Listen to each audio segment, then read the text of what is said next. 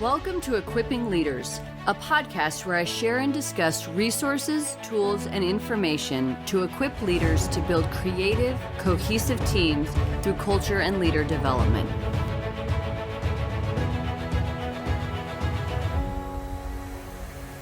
Welcome to the Equipping Leaders podcast. I'm your host, Natasha, and today I'm going to talk to you about time management. When it comes to setting goals and prioritizing, there is almost always the association of time management. Some folks believe that time management is how you get everything done, while other people believe that there's no such thing as time management. The reason that I have heard the most around why time management is not a thing is because you cannot manage time. Time is a finite thing, and you cannot create more or less of it. 24 hours is 24 hours. So this camp usually identifies energy management as the key to getting things done. Regardless of whether you like the label of time management or energy management, there are tools that people can use to make the most of their time. The act of managing time or energy is the act of being intentional. You can get more done than you think. It's kind of like when you use a financial budget versus when you don't. You're able to hit your financial goals easier, and you kind of give yourself a raise because you're paying attention to your spending. This management empowers you, and it is the same energy that we bring to our calendars and our task lists. When you are planning, you are not only creating tasks to accomplish goals, but you're also prioritizing events and looking into the future. If you know you have a move coming up and you don't plan for it, it can leave you in a serious bind. But if you break up those tasks and prioritize them along the way, it makes for a much easier move. Goals work the same way. You have to plan and take incremental steps over time. Podcast host and coach Justin Sua always says, little by little, a little becomes a lot.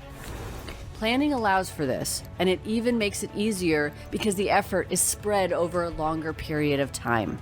There are two aspects of this that we're going to dive into. The first is task lists, and the second is scheduling. These two things need to be balanced and work in tandem for planning and management to be effective and sometimes even possible. Tasks are the key to moving things forward, and it is important to break a goal or objective into as many small, measurable steps as possible. This goes along with the saying, how do you eat an elephant? One bite at a time. Even though you may break a larger goal into 25 different steps, you're more likely to tackle a small task than you are a big one. I know that sometimes I will look at my to-do list and see a larger task, and I just will not even start it. It just feels like it's going to be too much work. So I will look for the smaller tasks. If you know a task is only going to take you 5 or 15 minutes, you can jump in on that really easily. So when you have a larger task, break it down as much as you can. For example, when I'm putting together a podcast episode, I don't just write podcast episode number 5 on my task list. I break it into smaller steps. So 1, I'll research a topic, then I will develop an outline, then record the episode, then I'll edit the episode, then I'll update the podcast page on my website, and then I'll create social media posts for the podcast. So that one larger task was broken down into 6 smaller manageable tasks, each of which I can get done fairly easily. Some of those literally only take 2 minutes to do. Our brains also really love it when we cross an item off our to-do list, and this will help you build momentum. When we realize that something is not going to take as long as we think, we will continue to do more, and we're more likely to jump in on unfulfilled tasks more frequently. You can also categorize your tasks, which allows you to look at the tasks that you have energy for without getting caught up in a lot of small tasks from all categories. You can divide categories, of course, however you want. And some of the categories that I use are self-development, wellness, meetings, and reading. And that way, when I have the energy around wellness and doing a workout, I'm going to go do those tasks. Or if I have the energy around self-development, I'm going to trend towards those tasks. So then it gives me more options for what I have the energy to do at any given time. According to the Essential Manager's Handbook, about 30% of people do not use or even make a to-do list. Task lists, or to-do lists, are necessary to make real progress. They provide a means of measurement. To ensure you're creating effective task lists, you also want to assess them. Once a week, just see how many tasks in each category are completed. If you are a visual person, you could create a pie chart. Or for Scrum enthusiasts, you can create a burn down chart. You can do this forever, or you can just do it for a while to see how successful you are in certain areas.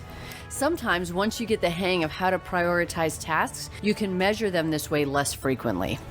We will not be able to accomplish tasks if we do not prioritize them and put them on our schedule, or at least set aside time for them to get done. It's a good idea to keep your task list and your calendar close to each other. Then, when you see that you have availability, you can check your task list to see what you could accomplish in that time.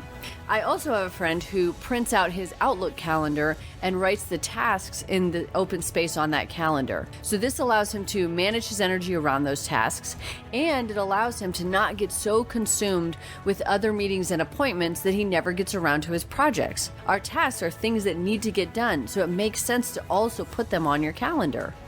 There are many scheduling hacks that you can use to make the most of your day, and the important thing is to figure out what works for you. You can use time blocks, which is something I have found to be extremely effective for me, and this is purposely scheduling blocks of your time for focused work. So for checking email, for self-care, or for whatever you need or want on your schedule. The vehicle that you use for planning is also important. This may sound cheesy, but you have to like your planner.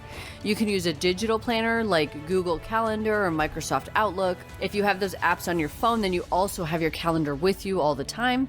It's also easy to adjust when something changes, and you can add as much detail as you want without running out of space. And when it comes to physical planners, there are thousands of physical planners available. This is the area where planning can get expensive because trying to find a planner that works for you can be a journey. My suggestion for this would be to write down everything that you want in a planner and then go find that planner because it likely exists. I personally use 4 separate physical planners because there are things that I need to compartmentalize or that just don't work all together in the same planner.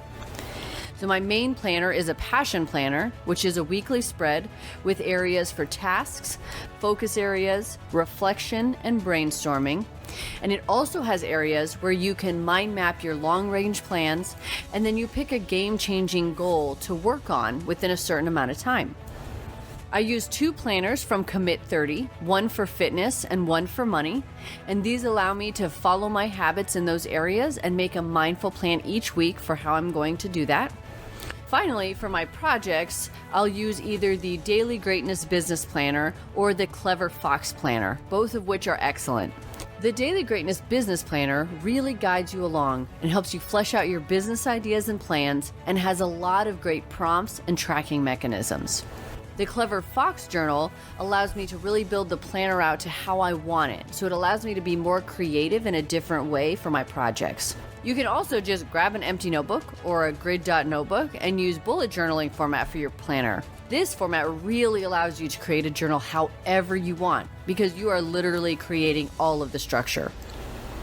You can manage your time and energy using planning techniques and categorizing task lists. While there are only 24 hours in a day, you can maximize that time and make it seem like more, but it has to be done realistically and mindfully. For more resources, I have also written a blog called Scheduling and Planners, and I provide links to additional resources and pictures of my own planning systems. Thank you for listening to the Equipping Leaders podcast. You can follow me on Instagram at novel_Natasha or on Twitter at Natasha Cheyenne. Please join me next time for more insight and resources to equip leaders.